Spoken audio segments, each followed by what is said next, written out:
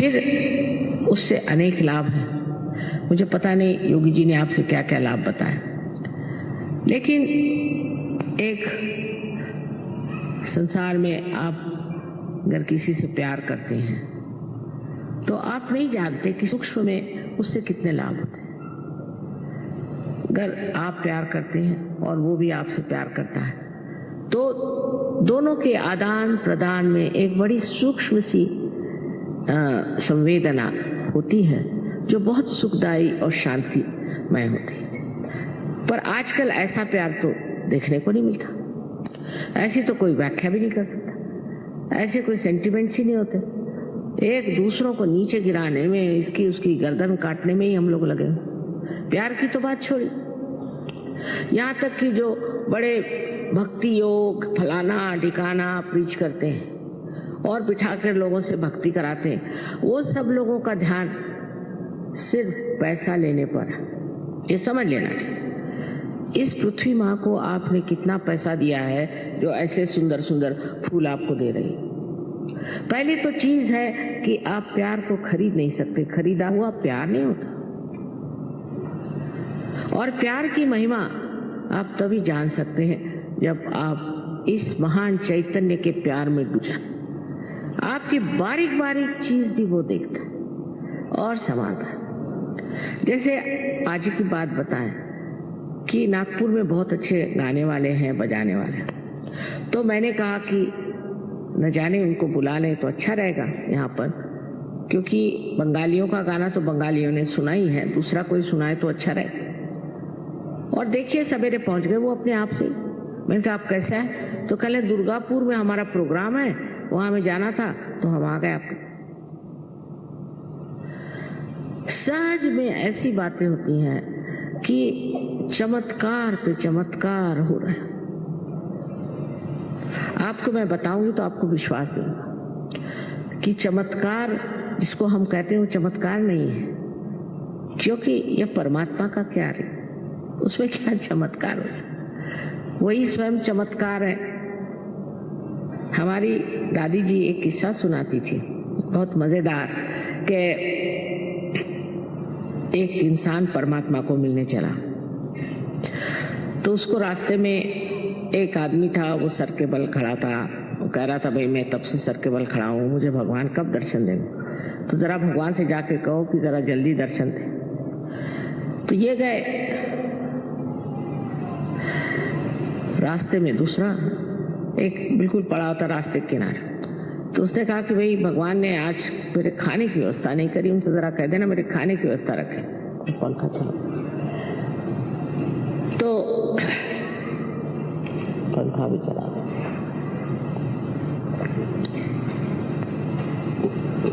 तो इन्होंने कहा कि अच्छा हम कह देंगे भगवान से।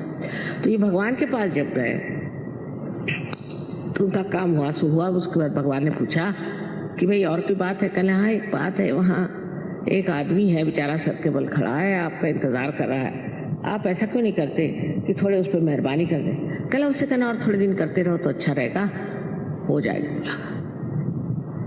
उसके बाद दूसरे आदमी के बारे में कहा कि साहब उसको तो खाना नहीं मिला, ऐसे रास्ते पड़ा, कह रहा था भगवान से कह देना। अरे उनका खाना नहीं मिला, ये कैसे हो सकता, एकदम उसका इंतजाम करो। तो ये अचंभे में पड़ गया कि वो तो सर के बल पर खड़ा है तब से, उसकी कोई परवाह नहीं, और ये ऐसी रास्ते पर ऑर्डर दे रहा और इसकी इतनी परवाह करे। अब ये प्रेम की बात है। तो उनसे परमात्मा ने कहा अच्छा तुम ऐसा करो, तुम नीचे जा रहे हो ना, तो दोनों से एक ही बात करें। क्या बात? कि मैं भगवान के यहाँ गया तो एक सुई के टोक में से उन्होंने सुई के छेद में से एक उसमें से ऊँट निकाल दिया, बस इतनी बात करना था। तो ये आए नीचे, तो पहले इनको वो मिला जो कि सर के बल खड़ा था, फिर जरा उनका भाई तुम ठीक आ जाओ, कहा कि अच्छा हम आएंगे कभी। भगवान ने कहा तो और क्या देखा तुमने? भगवान, अरे मैंने बड़ा आश्चर्य देखा कि उन्होंने सुई के छेद में से एक ऊँट निकाल दिया। अरे कहने क्या झूठ बोल रहे हो, भगवान के यहाँ क्या हुआ है, तुम तो मुझसे झूठ बता रहे। अच्छा कहने फिर वो दूसरा आदमी था उसके पास, अरे हाँ खाने का तो इंतजाम हो ही जाता, मैंने सोचा ऐसे ही बता दें। तो और क्या देखा तुमने? तुम बताया कि एक आश्चर्य की बात कि एक सुई के छेद में से उन परमात्मा ने एक ऊंट को निकाला। अब इसमें जो सूक्ष्म बात है समझिए। तो वो कहता है इसमें आश्चर्य कौन सा? अरे वो परमात्मा है। वो ऊंट तो क्या दुनिया ही निकाल दे, न जाने विश्व के विश्व निकाल दे, वो परमात्मा है। तुम क्या समझते हो अपने को? ये एक नितांत विश्वास, क्योंकि आत्म साक्षात्कारी आदमी को उसका जो विश्वास होता है वो अंधा विश्वास नहीं होता, वो साक्षात में विश्वास। साक्षात कोई भी चीज अंधे से मान लेना ये मनुष्य के लिए शोभा नहीं देती। आप पहले इसका साक्षात करिए, पहले आप सत्य को जान लीजिए, और सत्य को जानने के बाद आप जानिएगा कि आप कितने महान और गौरवशाली हैं। अभी तो आप अपने बारे में कुछ जानते ही नहीं।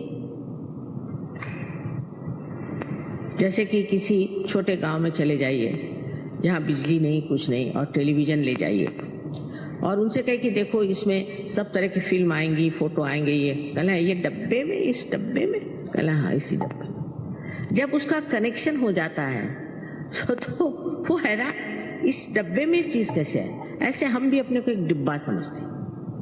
और खासकर बंगाल में मैंने देखा है कि इंसान बहुत निराश रहता है हमेशा, और रोने के गाने गाते रहता है, रोने में रहता है। अब दिन बदल गए, ये समझना चाहिए कि नया समय आ गया। ये बड़ा एक विशेष समय, इसको मैं ब्लॉसम टाइम कहती हूँ, बसंत बहार कहती हूँ। लेकिन बहुत से लोग इतने निराश हो गए, इतने निराशा में फंसे हुए हैं कि वो समझ ही नहीं सकते कि इस निराशा के बाद एक बड़ी भारी सुबह होने जा रही जो सारे दुनिया में छा जाएगी, और वो आज का समय। पर वर्तमान को हम नहीं जानते, और वर्तमान असलियत है। तो विचार उठे नीचे गए, फिर विचार उठे नीचे गए, उसके बीच में एक जगह है जिसे विलंब कहते हैं, पॉज। वो विलंब को हम नहीं पकड़ पाते जहां वर्तमान है। या तो आगे की बात सोचे, पीछे की, जैसे अभी जिनको जाना है वापस सोच रहे होंगे कि अब ट्रैम मिलेगी नहीं, बस मिलेगी कि नहीं, ये है नहीं, वो नहीं है। या तो पिछली बातें सोचते रहे। और मैं अगर कहूं कि अभी वर्तमान में आप खड़े हो जाइए तो नहीं हो सकते, क्योंकि एक विचार उठा खत्म, दूसरा विचार उठा खत्म, और हम उसके ऊपर में नाचते रहते हैं। लेकिन जब कुंडलिनी जागृत होती है तो विचार लंबाकृत हो जाते हैं, ऐसे रिलैक्स हो जाते हैं, लंबाकृत, और उसके बीच में जो जगह बन जाती है और वर्तमान में आप खड़े हो जाते हैं। और जब आपका चित्त वर्तमान में होता है तो आप कुछ नहीं सोचते, निर्विचार। और निर्विचार में आनंद झरने लग जाता है। अब जैसे यहाँ एक बड़ा सुंदर कारपेट है, एक उदाहरण के लिए, तो मैं कहूंगी भाई कितना सुंदर है, अब मैं करिए, मेरा है तो मेरे लिए सर दर्द हो जाएगा कि भाई खराब ना हो जाए, ये नहीं वो नहीं, इंश्योर करो, सब जो होते हैं प्रॉब्लम्स कोई चीज पाने की। और मेरा नहीं दूसरे का है तो मैं ये सोचूंगी कितने का मिला, कहाँ मिला, कब पाएंगे ये। लेकिन अगर हम निर्विचार इसे देखें तो इसको बनाने में जिस कलाकार ने अपना आनंद बूट दिया है, वही आनंद सर से लेकर नीचे तक ठंडा ठंडा बहना शुरू हो जाए, और उस आनंद में आप स्नात हो जाए। जब आप निर्विचार हो जाते हैं तब आप अपने शांति में खड़े हो जाते हैं। शांति, ये कहने की बातें हैं कि शांति के बड़े बड़े इन लोगों ने ऑर्गेनाइजेशंस बनाए, शांति में अवार्ड्स दिए, ये वो। मैंने तो बहुत से लोगों को देखा है जिनको बड़े शांति अवार्ड्स मिले, इतने गर्म होते हैं, इतनी गर्म तबीयत कि उनसे अगर मिलना हो तो एक लकड़ी जाके लेके जाइए सामने, और नहीं तो लेके 2-4 झापड़ी मार देगा। कोई आप उनसे बात ही नहीं करते, इतने गुस्से ले लो, उनमें कोई प्रेम की झलक भी नहीं। वो क्या है, शांति दे। और उनको इंटरनेशनल अवार्ड्स मिले, पता नहीं किस तरफ से देख के दिए उनको इंटरनेशनल। इस प्रकार हम लोग बिल्कुल भुलावे में रहते हैं, क्योंकि हमारे अंदर की जब शांति प्रस्थापित होती है तब हम समझते हैं कि शांत चित्त क्या है। जैसे कि आप पानी में खड़े हैं तो आप परेशान हैं उसकी लहरों से, क्योंकि लहरें आकर के आपको डरा रही कि कहीं डूब न जाए। पर अगर आप किसी नाव में चले जाए तो आप लहरें देख रहे हैं, मजा आ रहा है, आपको घबराहट नहीं। पर अगर आप तैरना जानते हैं तो आप कूदते हैं नीचे में और जो डूब रहे हैं उनको बचा सकते हैं। इसी प्रकार सहयोग में आपकी प्रगति की। पहले आप निर्विचार समाधि में उतरते हैं, फिर आप निर्विकल्प समाधि में।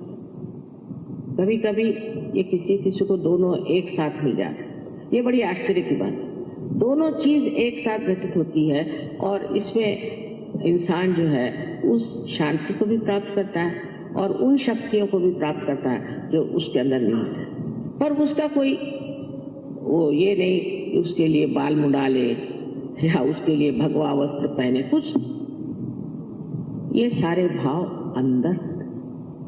आपको तो राजा जनक की कहानी मालूम है, मुझे नहीं बताना चाहिए, पर जैसे अब मैं गृहस्थ हूँ, मेरे पति ऐसे ऐसे हैं, चलो उन्होंने कहा तो कपड़े पहन लिए अच्छे, कहा तो जेवर पहन लिए। जब किसी चीज को पकड़ा ही नहीं तो छोड़ेंगे क्या? अगर आपने पकड़ के रखा है तो आप छोड़ सकते हो, पर अगर पकड़ा ही नहीं तो छोड़ो क्या? इस तरह की स्थिति जो है संन्यास अंदर से होती है, बाह्य से दिखाने की स्थिति नहीं होती। बाहर से तो कपड़े सन्यासी के पहले अंदर धंधे चोरों के, इसका फायदा क्या? तो ये जो ढोंग है ये सब खत्म हो जाता है, क्योंकि मानव अपनी इज्जत करने लगता है, अपना मान उसको होता है, उसके अंदर एक तरह की चमक आ जाती है कि मैं क्यों, मुझको क्या करना। और ये आत्म साक्षात्कारी लोग ही दुनिया में बड़ा बड़ा नाम करते हैं। जैसे अपने यहाँ तिलक साहब, तिलक आत्म साक्षात्कारी थे, इसमें कोई शक नहीं। इब्राहिम लिंकन थे, वो आत्म साक्षात्कारी थे। शास्त्री जी थे, वो आत्म साक्षात्कारी। हमें तो हम कहते हैं कि जो लोग आत्म साक्षात्कारी नहीं, वो कभी भी सत्य पे टिक ही नहीं सकते। आप कोई भी ऑर्गेनाइजेशन ले लीजिए, बस झगड़े शुरू आपस में। क्यों? क्योंकि असत्य पे खड़े हो, इसीलिए सब डामाडोल हो रहा है। तो पहले आपको प्राप्त करना चाहिए कि अपनी अंदर की शांति। इस शांति को प्रस्थापित किए बगैर आप कोई भी विश्व में शांति नहीं कर सकते। अब ये कहना कि जिसको जाना है अभी चले जाए, जिस वक्त में हम जागृति का कार्य करेंगे तब उठ के जाने की कोई जरूरत है। दोनों हाथ हमारी तरफ।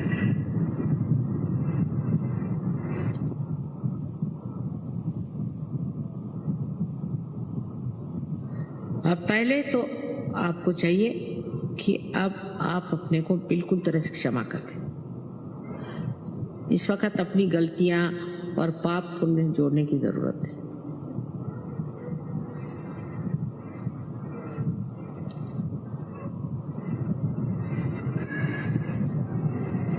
और अब आंख बंद कर ले, चश्मा निकालें। इनके पैर में जूते होंगे, जूते निकाल दें जो बैठे हैं ऊपर में लोग। अब लेफ्ट हैंड मेरी ओर करें इस तरह से, और राइट हैंड सर झुका लें और सर के ऊपर में आप अपना राइट हैंड, यहाँ पर जो तालु है इसे ब्रह्मरंध्र भी कहते हैं, कि जो ब्रह्म में एकाकारिता करता है, ऐसा छेद ब्रह्मरंध्र।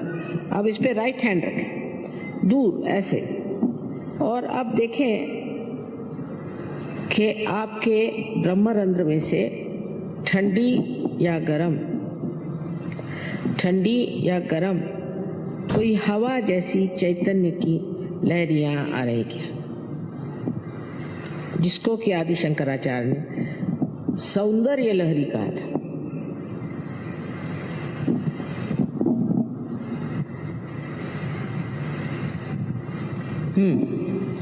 नीचे सर झुकाएं, नीचे सर झुकाएं। अब मेरे और राइट हैंड करें और फिर से अपना सर झुकाएं, और लेफ्ट हैंड से अब देखें, सर पे हाथ नहीं रखें, सर से दूर सर झुका, लेकिन शंका नहीं करने की, आप ही के सर से ठंडक आ रही, शंका नहीं करनी, सर झुकाएं। अब अगर गर्म आ रहा है, इसका मतलब यह है कि आपने अपने को या दूसरों को क्षमा नहीं की, तो वो अभी आप क्षमा करें। और इस वक्त ये मांगना है कि हमें माँ आत्म साक्षात्कार दीजिए। आप मांगिए मन में कि माँ हमें कृपया आत्म साक्षात्कार दीजिए। मैं जबरदस्ती नहीं कर सकती, मैं आपकी जो स्वतंत्रता है उसको नहीं छू सकती, क्योंकि अगर स्व का तंत्र बताना है तो उसके लिए जरूरी है कि आपकी इच्छा से सब होगा।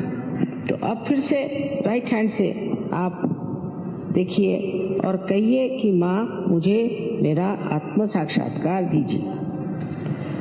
राइट हैंड से